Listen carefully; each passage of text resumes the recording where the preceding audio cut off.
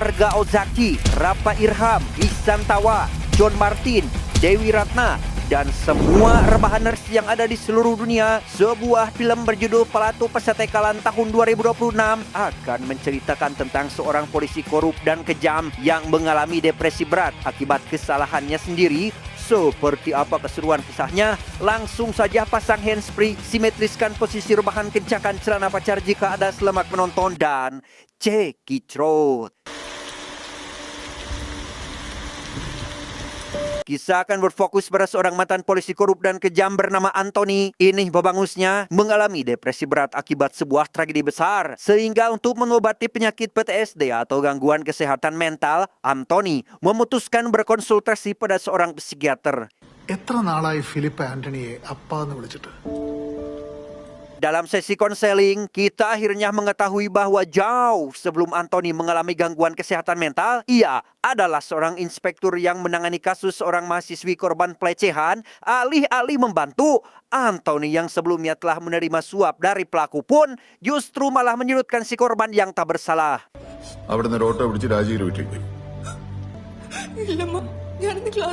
Akibat manipulasi data yang Anthony lakukan, membuat orang tua korban tak bisa melakukan apapun. Bahkan aktivis HAM bernama Irene yang berniat akan membantu pun malah diminta agar tidak pernah terlibat dengan urusan mereka lagi.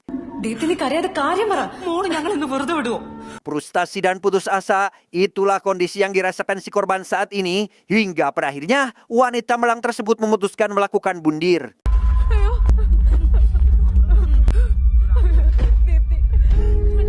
Setelah insiden tewasnya si korban, Irene lantas menghampiri Anthony yang sedang bersama anaknya bernama Philip. Di sana Irene menyalahkan Anthony atas kematian si korban akibat upaya manipulasi yang dilakukan dan bersumpah akan membongkar seluruh kebusukannya.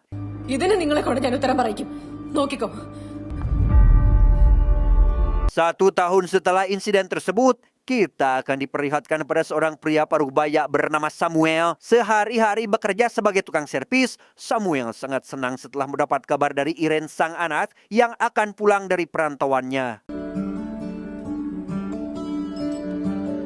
Sesampainya di rumah, Irene, Samuel, dan juga sang ibu bernama Teresa terlihat menghabiskan waktu bersama layaknya keluarga cemara. Hingga pada saat setelah merayakan ulang tahun Samuel, yakni sang ayah, Teresa awalnya berniat ingin mengadakan pesta, tetapi mengurungkan niatnya setelah Irene menyarankan agar menggunakan uangnya untuk orang-orang yang lebih membutuhkan, karena ia tahu jika sang ayah juga pasti akan setuju dengan saran tersebut.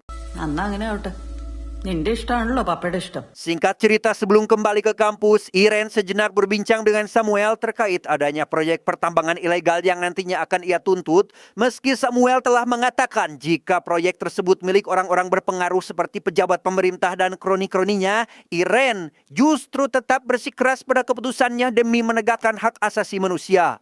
That's a valid point. പക്ഷേ ഞാനതിനെ പേടിക്കുന്നേ. Tak lama setelah Irene berangkat menuju kampus menggunakan mobil milik Samuel, kita akan diperlihatkan pada Anthony yang kini sedang memergoki Philip dan teman-temannya bernama Rajep tengah berpesta narkoboy hingga membuat mereka hampir tak sadarkan diri. Dan setelah mengalami pertikaian kecil dengan sang anak, Anthony segera mengejar Philip yang sebelumnya berusaha melarikan diri.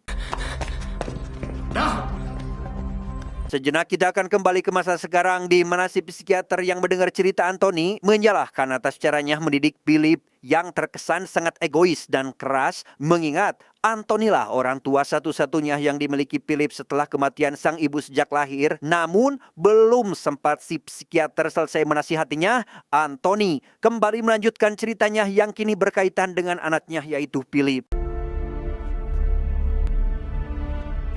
Saat itu Samuel yang khawatir lantaran Irene tidak bisa dihubungi sejak tadi malam meminta tolong pada teman anaknya bernama Vena untuk mencari keberadaan Irene di apartemen tempat tinggalnya. Namun baru saja Vena sampai di depan pintu apartemen, ia justru hanya mendapati kunci yang Irene tinggalkan di dekat pot bunga miliknya. Sebagaimana orang tua yang khawatir jika anaknya menghilang tanpa kabar, Samuel langsung menuju kantor polisi bersama Vena untuk melaporkan terkait anaknya yang hilang. Yang menarik adalah inspektur polisi penanggung jawab atas kasus hilangnya Irene tak lain adalah Anthony itu sendiri. Di sana Samuel menceritakan terkait kronologi sebelum hilangnya Irene, yang mana pada malam itu ia dengan sang anak sedang melakukan panggilan video. Namun ketika beberapa detik sebelum panggilan terputus, Samuel mencurigai jika Irene sedang berbicara dengan seseorang tak dikenal, hingga kecurigaan semakin diperkuat setelah Vena membahas soal kasus pertambangan ilegal. Sontak mengingatkan Samuel pada teror telepon yang sempat diterima Irene saat berlibur. നിങ്ങൾ ജോണിയോട് ചെല്ലേ ഞാൻ അന്വേഷിക്കാം Okay. വരൂ. Usai membuat laporan kasus kehilangan, Samuel lantas menghampiri rumah seseorang mantan polisi yang sebelumnya pernah meneror sang anak. Hingga sesampainya di sana, Samuel seketika dibuat terkejut bukan main saat si polisi menjelaskan jika tujuannya harus menelpon kala itu adalah untuk mengabarkan terkait adanya jadwal sidang kasus pelanggaran HAM yang akan ditangani oleh Irene dengan lawannya tiada lain yaitu Anthony. അടുത്ത ആഴ്ച ഒരു human rights കേസിന്റെ ഹിയറിംഗ് ഉണ്ടായിരുന്നു. ആർക്കെതിരെയായിരുന്നു ആ കേസ്? ആന്റണി സാറിനെതിരെ. Pada momen inilah, Samuel akhirnya menyadari jika hilangnya sang anak mungkin memiliki keterkaitan dengan Anthony, mengingat mereka memang pernah berseteru dalam kasus mahasiswi yang terjadi tahun lalu. Apalagi ketika Samuel tengah melapor kasus Irene sebelumnya, gerak-gerik Anthony terlihat sangat mencurigakan, seolah dirinya tak pernah mengenali sosok tersebut sama sekali. നമ്മളൊക്കെ ഇല്ലേ കൂടെ? അയാളിനൊന്നും സംഭവിക്കില്ല. Bertepatan dengan upaya Anthony CS dalam mencari keberadaan Irene, stasiun TV lokal juga mulai menyiarkan berita terkait aktivis HAM yang baru-baru ini dikabarkan hilang, di mana Teresa sang ibu yang melihat foto anaknya masuk ke dalam laporan orang hilang pun seketika dibuat sangat bersedih dan langsung menelpon Samuel saat itu juga. Sementara itu, Anthony sendiri kini masih berusaha mencari informasi mengenai keberadaan terakhir Irene dengan ditemani dua sekretarisnya bernama Johnny si kecamata dan Pidia si cantik. Mereka mulai menganalisa satu persatu jalur yang mungkin Irene lewati saat berkendara tadi malam, hingga ketika Johnny menyarankan agar mengecek CCTV di salah satu persimpangan jalan, Anthony justru malah memerintahkan mereka berpencar dengan dalih agar pencarian bisa lebih mudah.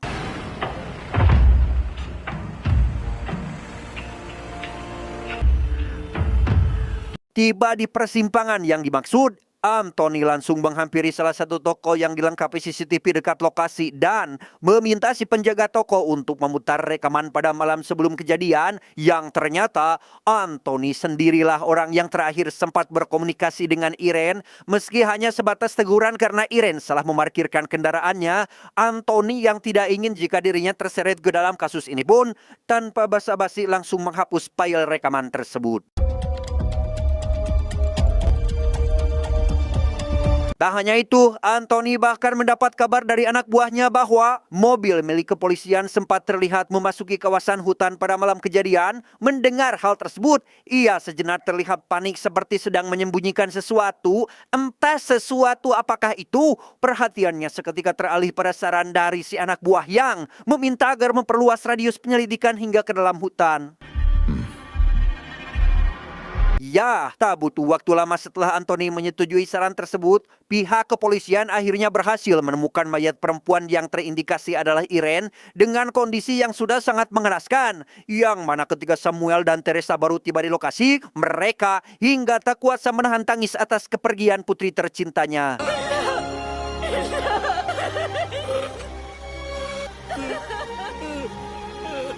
Usai berhasil mengotopsi jasad Irene, dokter forensik lantas memberikan keterangan pada Anthony bahwa sosok yang telah menghabisi korban adalah seorang pembunuh brutal yang dengan kejamnya memotong seluruh bagian tubuh Irene, di mana si dokter juga menduga jika pelakunya pasti memiliki motif balas dendam pada si korban. ഒരുതരം പക വീട്ടിയതുപോലെ പിന്നെ rough and blunt object കൊണ്ട് തുടരെ. Hingga tak lama setelah jasad Irene disemayamkan, Anthony terlihat menemui sang atasan di ruangannya membahas soal keluhan dari keluarga korban yaitu Samuel yang meminta agar Anthony tidak lagi menangani kasus Irene, sehingga untuk menindaklanjuti hal tersebut, si atasan pun terpaksa harus menggantinya dengan seorang inspektur bernama Piroz yang nanti akan memimpin terkait perkembangan kasus tersebut.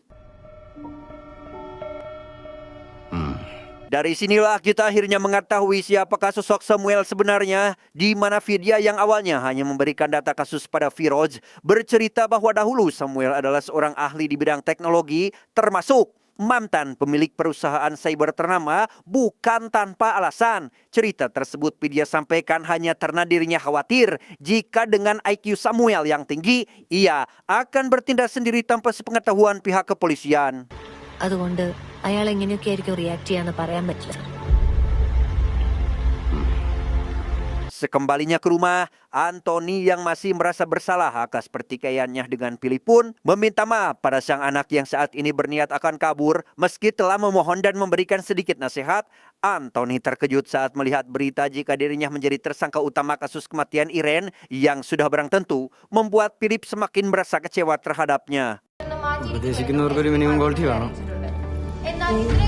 Singkat cerita, malam pun poek. Anthony yang khawatir karena sang anak tak kunjung pulang masih terlihat berusaha menghubunginya. Namun berbeda dengan Philip yang justru mengabaikan panggilan tersebut, di mana si sahabat yang merasa jika tindakan Philip sudah berlebihan pun menasihatinya agar tidak berusaha menjauh dari Anthony karena bagaimanapun sifat dan kelakuannya, ia tetaplah ayah kandung dari Philip itu sendiri.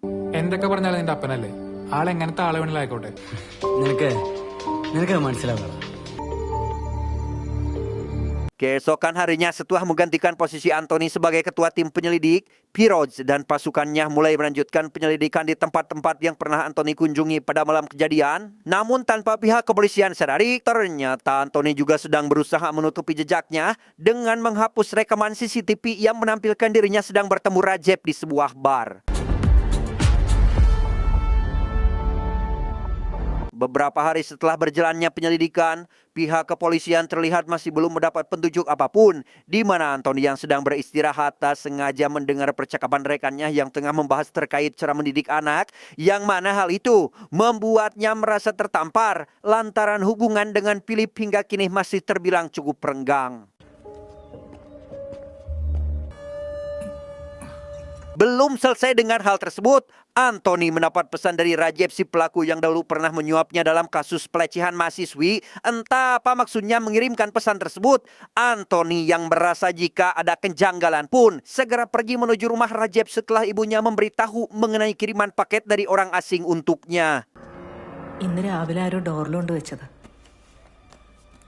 Setibanya di rumah Rajab, Anthony dibuat terkejut bukan main saat mendapati jika paket tersebut rupanya berisi ponsel milik Rajab itu sendiri. Bahkan yang paling membuatnya melongo adalah tampilan dan kata sandi dari ponsel yang sama persis seperti ponsel miliknya.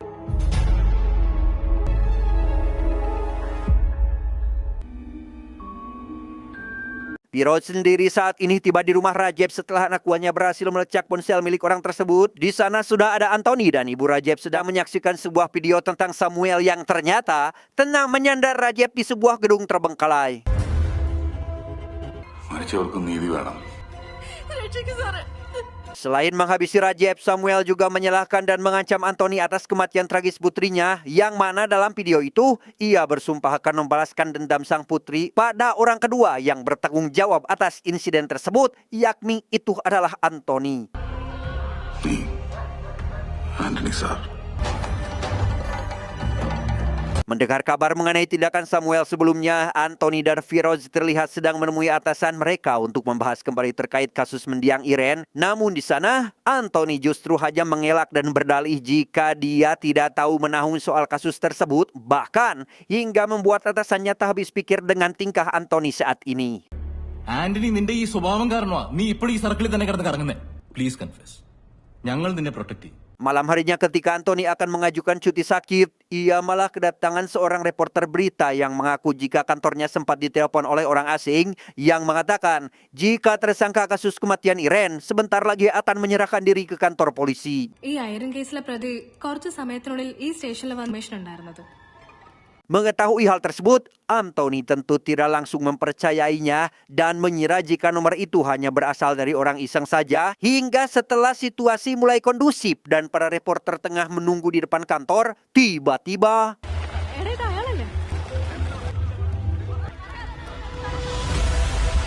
ya, rupanya sosok di balik penelpon tersebut adalah Samuel. Entah apa maksud dan tujuannya melakukan hal seperti ini. Ia dengan penuh percaya diri menghadapi beberapa reporter yang sejak awal sudah menunggu di kantor polisi, di mana Johnny yang sedang berjaga di sana pun segera memerintahkan rekannya untuk mengamankan Samuel saat itu juga. Setelah mengamankan Samuel dari kumpulan para reporter, Johnny yang menduga jika semua ini adalah ulahnya pun tak bisa lagi menahan seluruh amarahnya. Apalagi setelah ia menanyakan terkait keberadaan jasad Rajab, Samuel tidak menjawab sama sekali dan malah tersenyum sinis.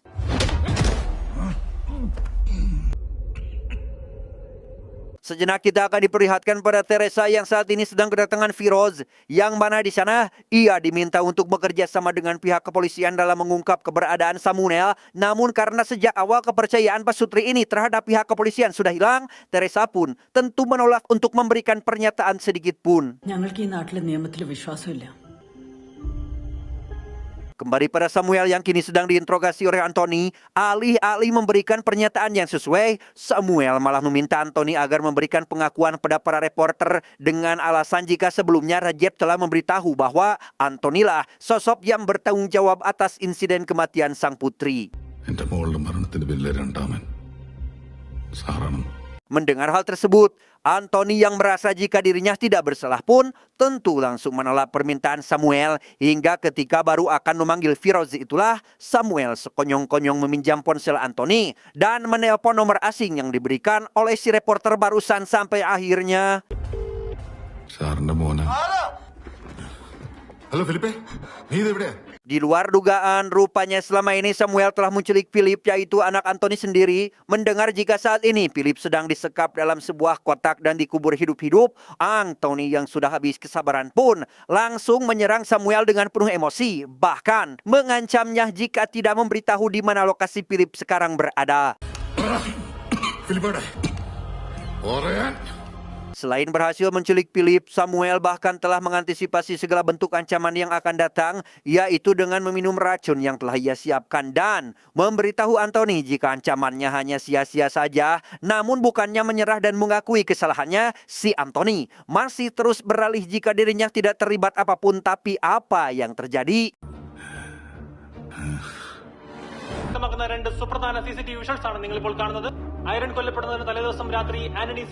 Apes, sungguhlah apes.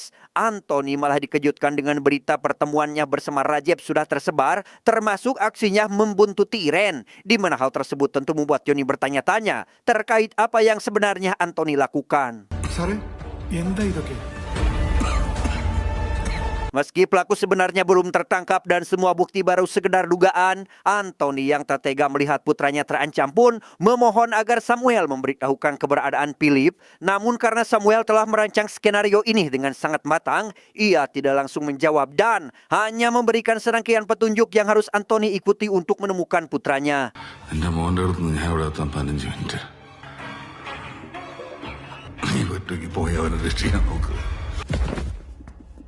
Akibat dari kematian Samuel membuat Anthony tidak memiliki cara lain untuk menemukan putri tunggalnya, sehingga dengan dipenuhi rasa malu dan penyesalan, ia pun akhirnya mengaku bersalah pada Johnny dan memohon agar membantunya menemukan Philip terlebih dahulu sebelum ia menyerahkan diri dan bertanggung jawab atas kasus ini pada sang atasan. അതിന് നിങ്ങൾ എന്റെ കൂടെ നിൽക്കണം.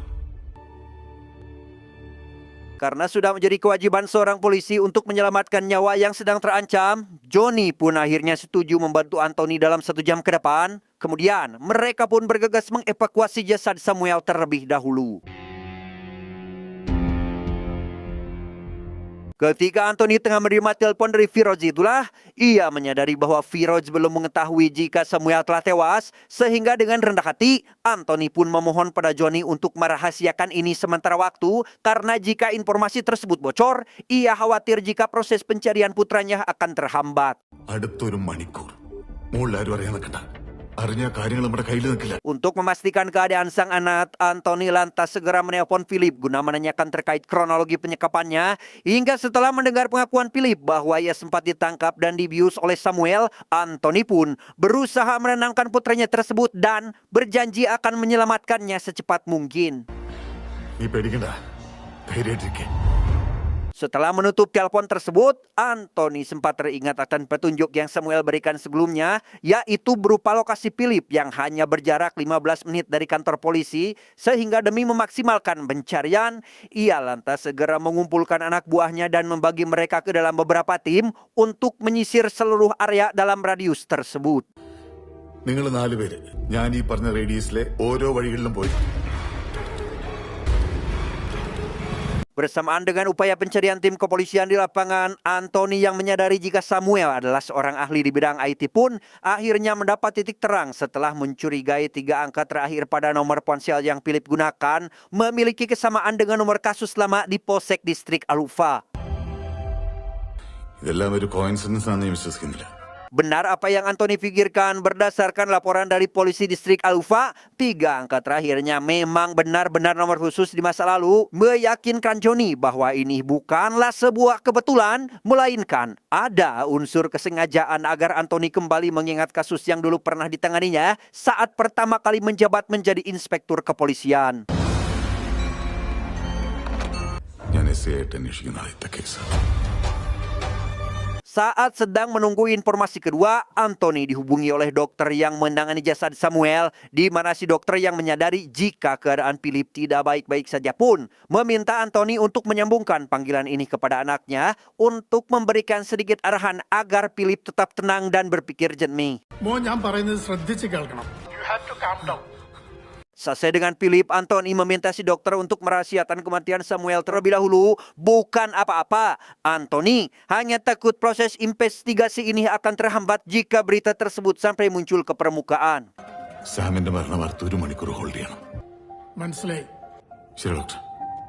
Tak lama, Anthony kembali mendapat panggilan dari polisi distrik Al-Ufa yang memberitahukan bahwa pelaku sebenarnya adalah anak dari seorang mantan anggota dewan yang kini dilaporkan hilang. Berdasarkan petunjuk yang didapat, korban ternyata sedang disekap di Hotel Liberty kamar nomor 403, yang mana informasi tersebut si polisi dapatkan dari pelaku yang dengan sengaja menggunakan nomor ponsel Anthony itu sendiri. Vijay report ചെയ്യ്. ഞാൻ വിളിക്കാം. Baru saja selesai dengan hal tersebut, lagi dan lagi, Anthony dihubungi oleh pihak cyber yang mengaku kesulitan dalam melacak lokasi Philip, sehingga untuk memaksimalkan upaya pelacakan, pihak cyber meminta Anthony agar menelpon anaknya sekali lagi. Namun apa yang terjadi? Hello എന്താ മോനെ? മോനെ?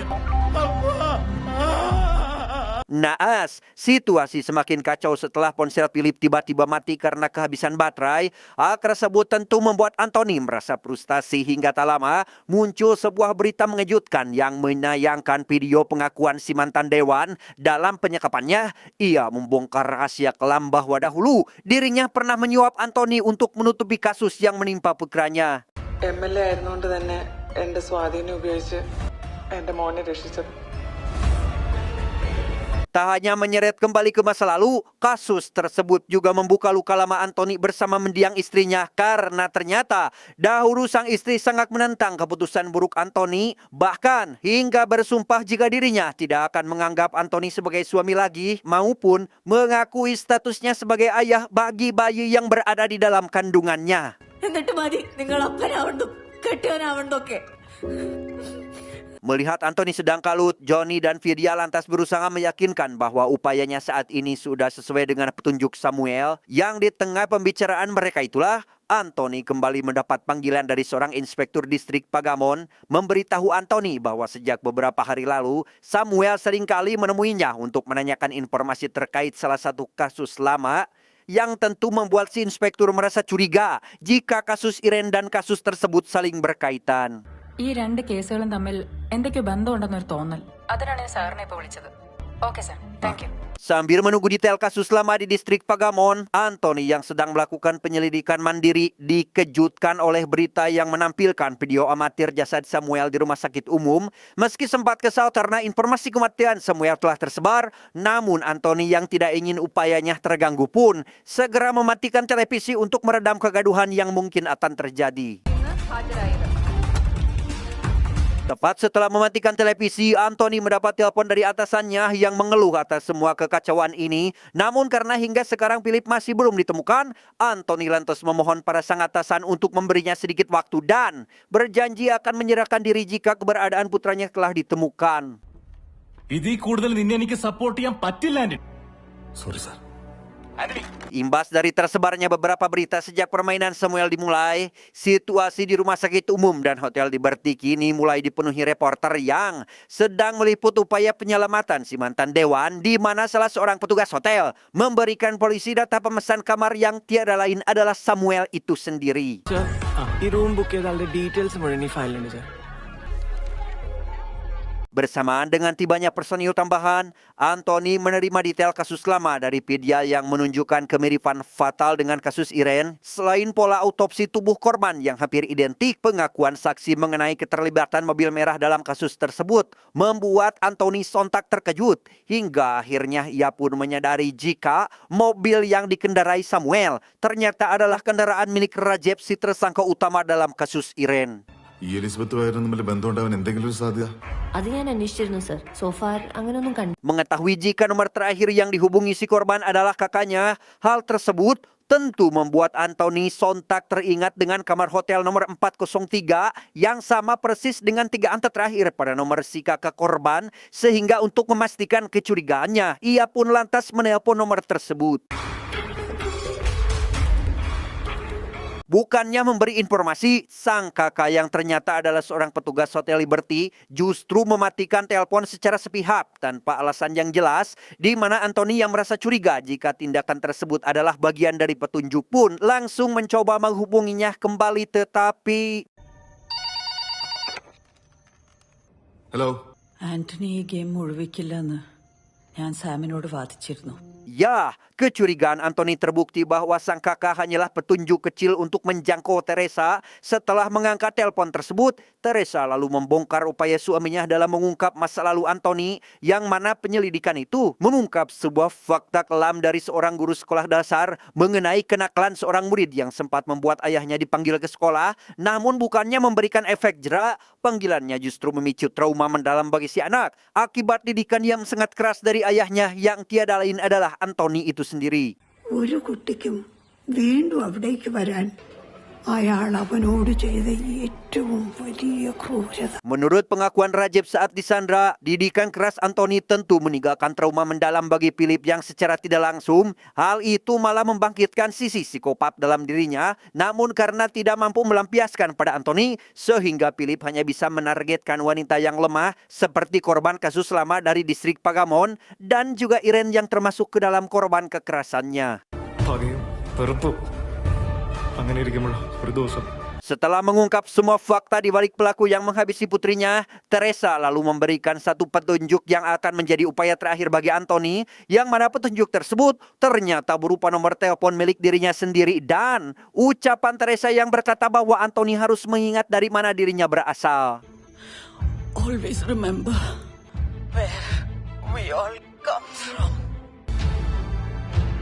Meski awalnya sempat mengalami kebuntuan, Vidya yang sadar jika maksud dari petunjuk itu tiada lain adalah rumah Anthony pun bergegas pergi menuju lokasi bersama Anthony juga yang lain. Hingga setelah mereka tiba di sana, Anthony mendapat kabar dari petugas yang menemukan bekas galian tanah di halaman rumahnya. Namun tebak, siapakah sosok orang yang berada di dalamnya? Sir Rajeev. Bagaikan menelan pil pahit, upaya Anthony rupanya belum selesai setelah mendapati jika seseorang yang dikubur adalah Rajab yang ternyata masih dalam keadaan hidup. Sehingga dari sinilah ia mulai menyusun kembali tiap-tiap petunjuk yang telah didapat sampai akhirnya berhasil mendapatkan nama suatu tempat yang ia yakini merupakan petunjuk tersembunyi. Anthony lantas segera berlari menuju sebuah tempat ibadah yang di dalamnya terdapat beberapa makam. Namun setelah tiba di lokasi, Anthony justru terlihat kebingungan dan hanya bisa menangisi kekalahannya dalam permainan mematikan ini. അവനിലെ സൈക്കോപാത്തിനെ ട്രിഗർ ചെയ്തു. Pada akhirnya, sosok ayah yang seharusnya melindungi dan mendidik anak dengan baik justru malah menciptakan monster mengerikan dari tangannya sendiri. Bahkan, Anthony hingga harus menanggung akibat dari didikan buruknya terhadap Philip dengan menyerahkan dirinya ke pihak kepolisian dan mengaku bersalah atas apa yang telah dilakukan anaknya. Sementara sosok Philip yang kita lihat di awal cerita ternyata hanyalah ilusi Anthony semata setelah dirinya mengalami depresi berat akibat permainan Samuel yang meninggalkan trauma mendalam di hidupnya. Tamat ending yang sangat membagongkan. Pesan yang bisa kita ambil dari film ini adalah luka yang ditanam melalui kekerasan pada masa kecil akan tumbuh menjadi monster yang menghancurkan masa depan. Adios.